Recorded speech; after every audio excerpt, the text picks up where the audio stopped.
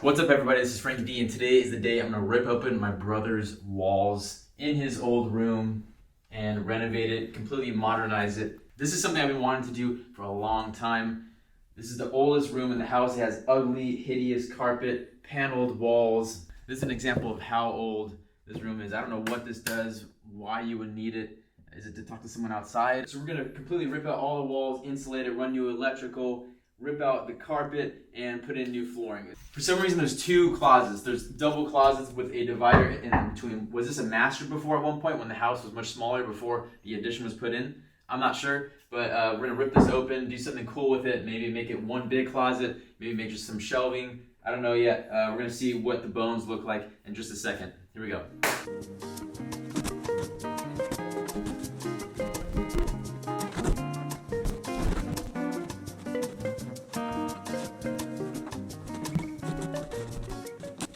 All right, so I ripped out the carpet, and this is what we got. Some pretty old, solid oak floors.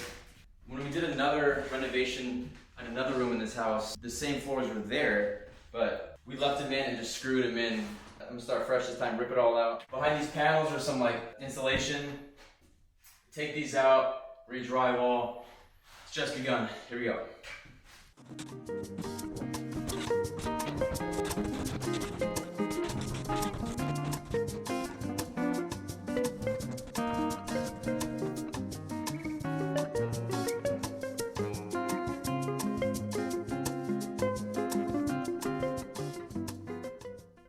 So this room is completely demoed. I did most of it, and then I had some guys who were hauling out the trash anyway to finish off all the tough stuff to get at the top. And I just made a deal with them. I want to do more creative things with my time, and at a certain point, hiring out the labor makes more sense than just doing it yourself. Even though DIY is so much fun, I've done this before, I'm cool with not doing it. I didn't like the bathroom, of course. I initially didn't want to spend the money on redoing the bathroom because it's a pretty large bathroom. Then I figured, well, I don't want to get all this new stuff dirty at a later time. I might as well rip out this bathroom now, bite the bullet, spend the money, and renovate it. So lo and behold, still got a long way to go. The guys are demoing it for 600 bucks down to the studs, so, and hauling away all the trash. I know there's gonna be water damage, I can see it here.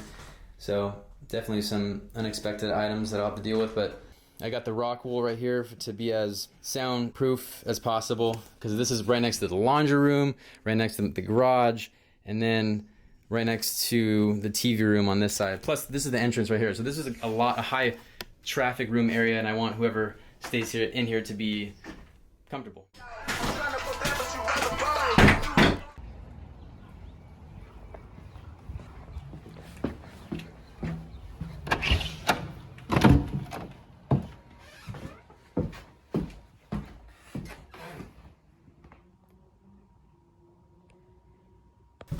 All right, so the bathroom's completely ripped out, but there's still some more demo that needs to happen because there's some water damage here. And I'm gonna have to rip out all this plywood, replace some of the subfloor. Might as well, we're already here. It's already gone this far, you gotta keep on going. I just wanna insulate everything. So we're already here. I'm gonna take down these, put some more insulation, but, and then probably move this plumbing because I wanna put a piece of glass here and make that whole bathroom look bigger.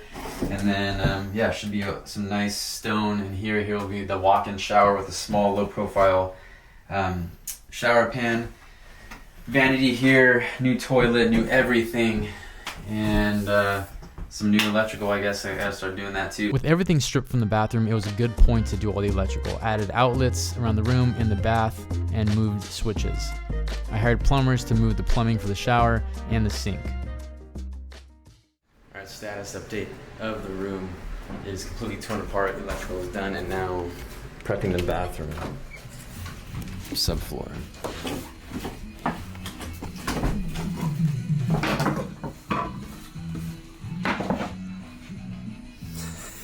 Hello.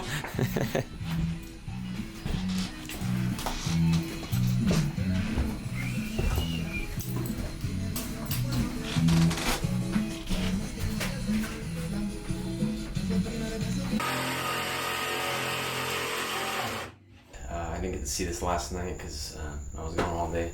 This is what the guy did. He kind of framed out the shower, put in the hardy backer all along the floor. So it's kind of starting to look like a real bathroom now. I'm pretty stoked. So while the walls were open, I figured I would add backing for any TVs that were hung in the room. And I also put electrical, making it convenient to add outlets for mounted TVs in the future. On the other side of this is the living room. And while the walls were open, I put a 2-inch PVC pathway to run cables from the back of the TV to the entertainment shelf. This will make it a cleaner look. I also ran speaker cable all the way up to the attic to put rear surround sound speakers in the living room at another time. He actually got mad because I used sound efficient drywall called Quiet Rock 500. After losing this worker who I was paying $300 a day to another job he had in Palm Springs, I put an ad out on Craigslist for $10. I had a lot of quotes to choose from to finish drywall. They ranged drastically, highest being $6,000 to do drywall, tape, mud, prime, and paint. I picked a quote for $2,000, which also included moving around awkward lighting in the bathroom. And upon having others look at the bathroom, I learned a lot. The guy who I had working wasn't doing a good job. He didn't add blocking for the shower glass, put a vapor barrier behind the hardy backer, use the right screws to make the shower niche correctly, or any of that. I got quotes as high as $5,000 for correcting the work he did, and then also to waterproof the shower and install the tile for the whole bathroom. Call me cheap, but I think that was way too expensive. I finally found a guy who looked at the pictures online and said he would do everything for $2,000. Meanwhile, a lot was getting done in the bedroom. It was drywalled, it was all taped up, and now paint. I went with a light gray. Prime and paint materials cost about $300. Anyways, back to the bathroom. My new guy was named Beto, and he killed it. He started by redoing the work the previous guy did. I also wanted to do a cement and PVC shower pan instead of a hot mop, which is very popular in California. The reason why I like Beto is that he worked by himself, and this is a big deal because it cut down on cost. He didn't have to hire anyone else. Even though I'm not doing the actual work, I still did a lot of research on how the process was getting it done so that I can make sure he's doing it right. Once the PVC was down and the hardy backer was back up, he started patching the seams, screws, and the shelf niche. Waterproofing, it's all about layers. First you have the vapor barrier, then you have the hardy backer on top of that. That's attached to the studs through the vapor barrier. And then right now he's putting cement over all the seams along with some tape in the seams. And then he's patching up all the screw holes that he made. Now when you get quotes, everyone is going to tell you that their way of doing it is better. There's a lot of nuance to all this construction stuff. However, research it yourself and make sure that you're comfortable with the process that they're going to use to get your work done. So this is what the waterproofed walls look like. There's going to be one more layer though, and that's a roll-on aqua barrier pictured here. So there are different brands of this, some are red, some are blue, and it rolls on just like paint to provide another layer of protection for your walls.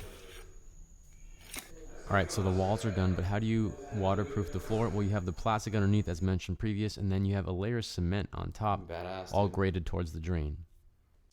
I opted for an OD branded rectangular modern drain instead of a normal boring square drain. So here's my flooring and wall material selection for the room and bathroom. For bathroom floors, I went with a dark limestone that's been sitting in the side yard for years. I just wanted to get rid of it. The shower walls were large format cement look ceramic tiles. The shower floor, a dark hexagonal ceramic. For all the tile edges, I went with a matte black Schulter metal. I also did a Schulter matte black shelf. Instead of going for fake laminate or vinyl flooring, I went with a solid wood bamboo flooring, and is actually comparable in cost. I'm really happy with it. It looks dope. With the waterproofing done, it was time to start cutting tile. He started with the walls. This part went pretty fast due to the large tiles that were selected. I wanted to use real stone all around, but natural stuff is more touchy and requires more maintenance, and I just didn't want to do that for a room I was going to rent out. For my bathroom, I'll definitely try that natural stuff.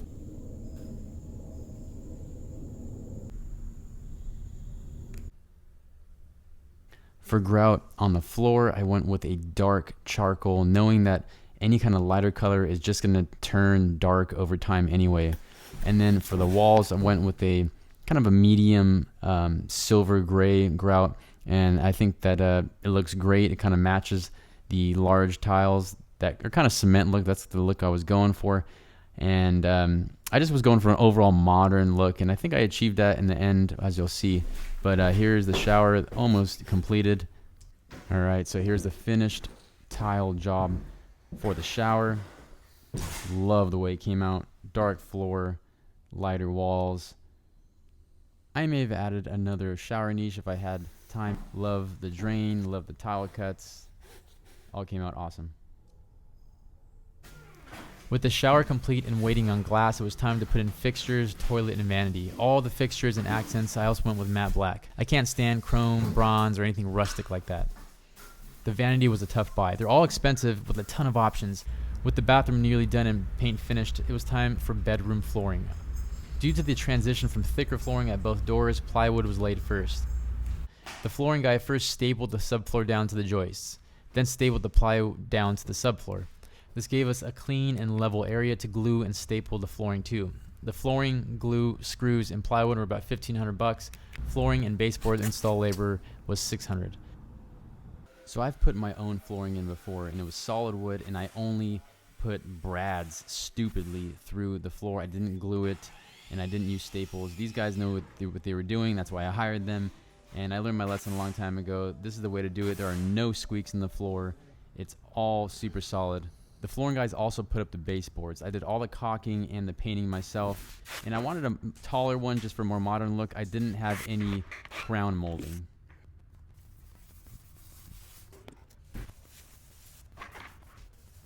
I opted for no molding around the doors and windows for, of course, a more modern look. Before the closet doors were put back in, I showed Beto a picture of a great organizer I liked, and he built it. He insisted on making the shelving in plywood after I initially said MDF. I'm glad he did, and I learned a lesson. MDF is cheap and starts shredding after repeated use. Plywood will last. I needed a lot of finishing stuff to be done, such as touch-ups, installation of new blinds, mirrors, and doors. So I made a deal with Beto to finish all of this for $1,250. Materials were about $870. I got a lot of quotes for shower glass, but ultimately went with the shop around the corner from the house. Total was $1,750 for the parts and labor. For the desk nook, I went with a live edge slab. Beto braced with the blocking underneath so it looks like it's floating. I thought it'd be cool to add a bookshelf above it. So here's the finished product. It took a total of 7 months and cost $19,949. That sounds like a lot of time and money, and it is. If I were to hire a contractor, that dollar amount would have been much, much more. I'm thinking about double. Doing it myself may have taken longer, but it was well worth it. I was definitely not working on it every single day. Life happened. I was gone for a few weeks. There's times where I was waiting for quotes or waiting for materials or waiting for this or that to dry. It takes time to do this stuff. That all being said, this room came out exactly as I wanted. I will say that it was still not an easy process, even though I hired out most of the labor. You have to make time for quotes and have someone at the house if you don't trust the workers to be there by themselves. A lot of trips to the hardware store, taking stuff back, selecting materials, thinking about all the logistical and technical aspects of the build. It's not an easy thing to do, but being a home contractor is worth it in the end. Super satisfied with my results, and I hope you guys like it too.